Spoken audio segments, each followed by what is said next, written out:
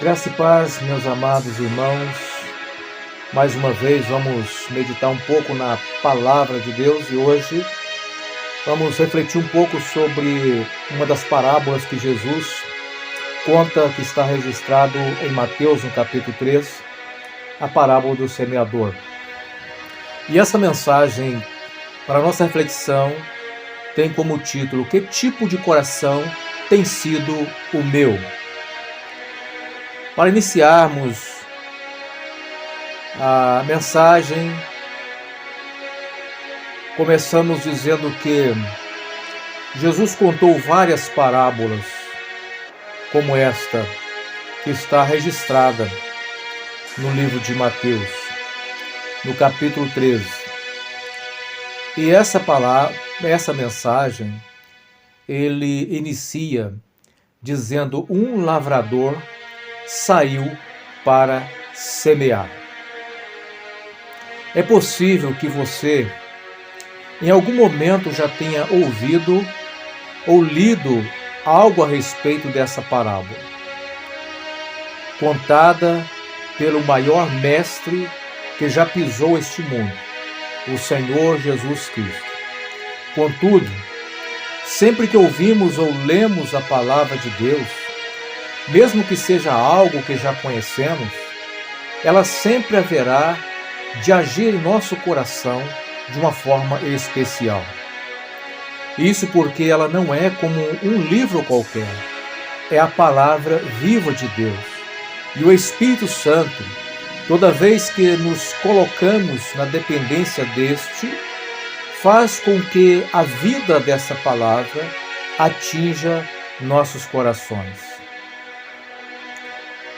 Ao iniciarmos uma reflexão sobre esse texto, com uma pergunta: por que muitos abandonam o Evangelho? Já pensou nisso? Por que quantas pessoas você conhece que já esteve no Evangelho e que o abandonou? Por que será que essas pessoas abandonam o Evangelho? Pode ser que este seja o caso de você que está me ouvindo. E talvez seja até um propósito de Deus que você tenha acesso a essa mensagem, para que Deus possa falar ao seu coração mais uma vez e te fazer refletir sobre a sua realidade. Quase sempre, aquele que abandona o Evangelho tende-se a colocar a culpa em alguém. A culpa sempre está no outro. Há uma dificuldade em reconhecermos nossas próprias culpas. É mais fácil, é mais cômodo transferirmos para os outros. Sempre foi assim. Desde que o pecado entrou no mundo, quando Adão peca e Deus vai ter uma conversa com ele sobre o ocorrido, Adão logo transfere a culpa para a mulher, dizendo: a culpa é da mulher que o Senhor me deu. E ela, da mesma forma, culpa a serpente. Note que o homem tem dificuldades de reconhecer suas falhas, mas nós vamos ver na meditação dessa parábola que a razão de muitos abandonarem o Evangelho não está no outro, e sim na própria pessoa. Isso ficará bem claro quando meditarmos nos pontos dessa parábola. Preste atenção. O texto começa dizendo que Jesus estava na praia e havia ali uma multidão para ouvi-lo. Jesus vai contar essa parábola porque ele sabia que nem todos que ali estavam para ouvi-lo iria dar uma resposta positiva àquele ensino ou àquela pregação. Não é diferente nos dias de hoje. Não é diferente agora que você está tendo a oportunidade de ouvir essa mensagem. Nem todos que vão ouvi-la, se é que muitos chegarão ao final desse áudio, se é que muitos chegarão ao final dessa mensagem. Muitos apenas começam a ouvir, mas não tem tempo, não tem paciência, não tem interesse em ouvir a palavra de Deus, a pregação do Evangelho. Então, Jesus tem um propósito de demonstrar que de todos que ali estavam, apenas um pequeno grupo chegaria ao final, né? Apenas um pequeno grupo chegaria ao final, ou seja, dariam frutos. Pequeno grupo em relação aos demais que ali estavam, mas mesmo assim, mesmo sabendo que poucos iriam dar um resultado positivo, ele continuou a pregar. Nisso vemos o amor de Deus, grande para com os pecadores, e por isso dá a esses a oportunidade para que todos possam ouvir a mensagem do Evangelho e, ouvindo-a, possam dar uma resposta a essa mensagem. As respostas, entretanto, diferirão em muitos corações. A semente à beira do caminho, o que ela representa? O texto menciona que o semeador, ao semear a semente, parte dessa caiu à beira do caminho. E por ser uma terra dura, as aves do céu acabam por comê-la. Quando Jesus vai explicar sobre isso, ele vai dizer que esta é uma representação do coração que recebe a palavra de Deus, mas que não entende a palavra. Quantas pessoas não conseguem entender a mensagem? Aliás, muitos não entendem porque o seu coração está endurecido para com a verdade. O seu próprio coração não se abre para compreendê-la. Cria-se uma resistência e por isso acabam não compreendendo. Porque quantas pessoas hoje preferem não ouvir a verdade? Quantas pessoas hoje que, se tivesse diante de uma pregação como essa que você está tendo oportunidade de ouvir, quantos prefeririam tapar os ouvidos? Quantos não querem saber daquilo que Deus pensa, daquilo que é a vontade de Deus, do que está registrado na palavra do Senhor? Muitos querem viver a sua própria vida, do seu próprio jeito, da sua própria maneira de compreender a vida. Muitos sequer querem preocupar se haverá ou não um momento de prestarem conta no futuro de seus próprios atos. Muitos pensam que a vida é dela e, portanto, ela faz o que bem quiser com a sua própria vida, mas sequer pensam que ela existe porque Deus, Criador de todas as coisas, permitiu que ela existisse. E ela ainda permanece viva, porque o Deus soberano, ainda pela misericórdia, preserva o seu fôlego de vida. Quantas pessoas não conseguem entender a mensagem? Quando isso acontece, o maligno vem e arrebata facilmente a mensagem do seu coração. A falta de compreensão facilita a ação inimiga em roubar a bênção. Por isso é importante que haja uma compreensão da mensagem bíblica e muitas das vezes alguém tem dificuldade e talvez este seja o seu problema, você que está ouvindo. Se esta for a sua condição, eu posso te dizer que ainda assim nem tudo está perdido. Pois se você buscar de Deus uma operação no seu coração e na sua mente, eu creio que Deus vai abrir o seu entendimento para compreender essa mensagem tão especial endereçada ao coração do pecador. A pergunta é: que tipo de coração tem sido o seu diante da palavra de Deus? Você já parou para pensar nisso? A palavra de Deus nos mostra que alguns são como um coração cheio de pedras. São pessoas que recebem com alegria a mensagem do Evangelho. A semente cai em uma terra e chega até nascer. Porém, devido às pedras que se encontram no coração, Isso impede que a planta tenha uma raiz profunda. É o tipo de pessoa que Jesus vai dizer que, quando chega o sol, ela não suporta. Morre porque não tinha raiz profunda. Quando vem a perseguição devido ao Evangelho, não suporta. Mas ser cristão é entender que muitas das vezes seremos perseguidos por causa de Cristo. É entendermos que aqueles amigos que julgávamos serem nossos amigos, quando aceitamos o Evangelho, muitos nos deixarão de lado. E nesse momento que aparece o sol quente. E se não tivermos raiz profunda, não suportaremos as lutas, as perseguições, as decepções.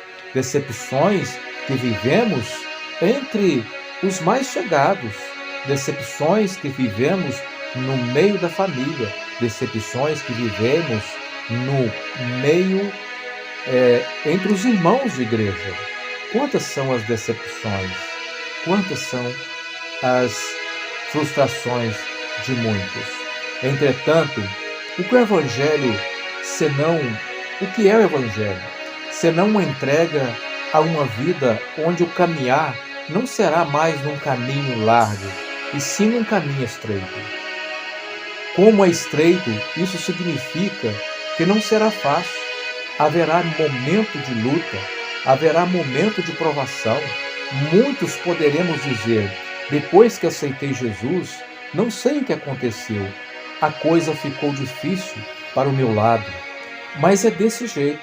Todavia, alguns estão pregando um evangelho que parece que, se você aceitar a Cristo, você não terá mais enfermidade, mais problemas financeiros. Todavia, não será somente de alegria. Este não é o evangelho. O evangelho é de renúncia. O evangelho é o evangelho da cruz, aonde as suas lutas chegarão. Mas se tivermos raiz profunda, se a palavra de Deus estiver enraizada em nosso coração, se tivermos profundidade espiritual, poderemos suportar tudo isso. Passaremos por cima de tudo. Entretanto, se na hora da perseguição desistirmos, como é a realidade de muitos, aí voltemos à pergunta inicial: por que muitos abandonam o Evangelho? É porque não tem raiz profunda. Então paremos de culpar os outros, de jogar a culpa em alguém. Pensemos que se algum dia não estivermos no Evangelho, depois de um dia termos aceitado a fé com alegria, e quando vê a luta nos afastarmos, então devemos pensar que a culpa não está nas outras pessoas, mas o problema está exatamente no coração cheio de pedras. Às vezes, pensamos que entregamos o nosso coração a Cristo, mas não. Lá no fundo, havia uma resistência, havia pedras. Muitos são assim. Pensam que entregou a vida para Cristo, mas não entregou. Devemos analisar se existe alguma parte na nossa vida que não permitimos que Deus opere. E aqui não estamos falando da soberania de Deus em fazer o que bem lhe entender, independente da vontade humana, mas falamos da responsabilidade do homem diante do chamado do Evangelho. É como uma pessoa pensar assim: Senhor, até aqui nesse compartimento do meu coração o Senhor pode ir, mas daqui para lá não. No meu relacionamento afetivo, não. No meu relacionamento profissional, não. Na minha maneira de entender a minha questão sexual, não. Muitos querem limitar a ação da palavra de Deus e preferem viver um evangelho superficial. E esse é o problema. Quando vierem as lutas, não suportarão. Não sei o que vamos enfrentar nesse mundo, mas me preocupa os muitos cristãos que, se vier uma onda de perseguição, não suportarão. E sabe por quê? porque não entregaram a vida por completa a Cristo. Há resistências. O que fazer se o meu coração é assim? Alguém pode perguntar. O Senhor pode mudar o coração.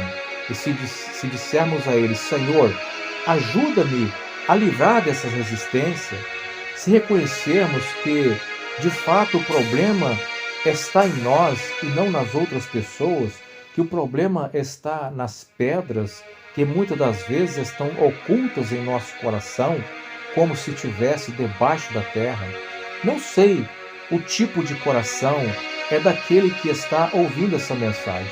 Não sei se tem pedras escondidas, mas você sabe, e o Senhor também. Se não reconhecemos nossas falhas, nossas resistências e pedirmos a Deus que remova essas pedras, Deus vai tirar. Se nós pedirmos a Deus para remover, Deus vai tirar essa resistência. Se nós reconhecermos, basta sermos sinceros, basta sermos verdadeiros conosco mesmo e com o próprio Deus que tudo conhece. Se nós fizermos assim, Ele encarregará de operar naquilo que é a nossa dificuldade e preparar o nosso coração.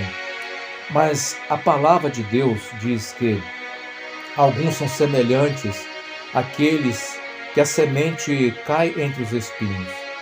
Esses são como uma planta que, apesar de crescer, não chegam a produzir frutos, porque os espinhos a sufocaram. Jesus vai dizer que esses espinhos representam as seduções desse mundo, as riquezas dessa vida, os prazeres desse mundo. Muitas das vezes, esta é a realidade de muitos cristãos. E quando abandonam o Evangelho, é porque nunca abandonaram o mundo. E como se eles quisessem viver, a vida cristã sem deixar os prazeres do mundo. Mas esquecem que a própria palavra de Deus diz: não ameis o mundo, nem o que no mundo há, porque o que ama o mundo, o amor do Pai não está nele.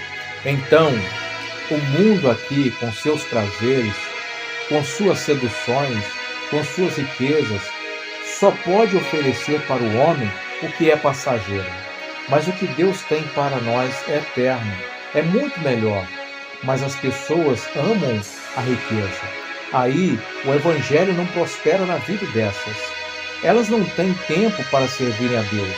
O tempo dessas é para pensar numa forma de ganhar mais um pouco. O tempo só para juntar tesouro nessa vida. Muitos não tiram um único dia para estar reunido para cultuar a Deus. Os prazeres do mundo muitas das vezes falam mais alto no coração de muitos que conhece ou já conheceu o Evangelho, ou seja, já receberam essa semente um dia, mas abandonaram o Evangelho. Quando se pergunta, por que vocês abandonaram o Evangelho? É porque o prazer do mundo foi mais atraente. O prazer do mundo foi mais atraente do que Cristo. É muito triste quando os prazeres do mundo nos atraem mais do que Cristo. Todavia, o amor de Cristo por nós deve ser suficiente para nos atrair para Ele, porque Ele deixou a sua glória, seu esplendor, para assumir a forma de homem, se humilhando, assumir uma condenação que era nossa. E se este amor não for suficiente para nos atrair a Ele, misericórdia. Todavia, louvamos a Deus por aqueles que foram atraídos pelo amor de Deus revelado no seu Filho Jesus e por amor de Cristo abandonaram o mundo e trocaram os prazeres do mundo pelos prazeres eternos como resposta desse amor que os alcançaram. Porém, se a realidade do nosso coração é de um coração seduzido pelos prazeres desse mundo, devemos pedir perdão a Deus por sermos atraídos mais pelos prazeres do mundo do que pelo amor de Cristo. mais atraído pelo mundo do que pelas causas do reino. Se não estamos tendo tempo para Ele, se não temos tempo de reunirmos na congregação para cultuarmos juntos, conforme Deus nos instrui em Sua palavra, devemos pedir em lágrimas para que Deus nos liberte, arranque esses espinhos que cresceram em nosso coração e nos faça isso antes que Ele sufoque a palavra em nossa vida. Há muitos que estão perto de abandonarem a fé, abandonar o Evangelho, e é justamente porque os espinhos cresceram. Se com arrependimento pedirmos ajuda ao Todo-Poderoso, se assim fizermos, Cristo há de operar em nossos corações. Existem aqueles que o coração é uma terra boa, não porque são melhores do que os outros, mas porque não permitiram que haja resistência em seus corações. Somos terra boa quando confiamos que aquele que nos ofereceu a vida, as promessas do Evangelho, é fiel para cumpri-las e que tudo que ele oferece é melhor para o pecador, pois o Evangelho é o melhor de Deus para o homem pecador. Aquele que assim entende e se entrega é como uma terra boa, frutifica, porque se arraigou na palavra de Deus, cresceu na graça, cresceu no conhecimento. Veio o sol, as tentações dessa vida, mas não foi abalado a ponto de se tornar infrutífero, como muitos. Pelo contrário, glorificou a Deus com seus frutos. Que Deus nos faça terra boa, frutífera, próspera, sempre abundante na obra de Deus, no proclamar do Evangelho e no serviço do reino de Deus. Que Deus assim nos abençoe, em nome de Jesus.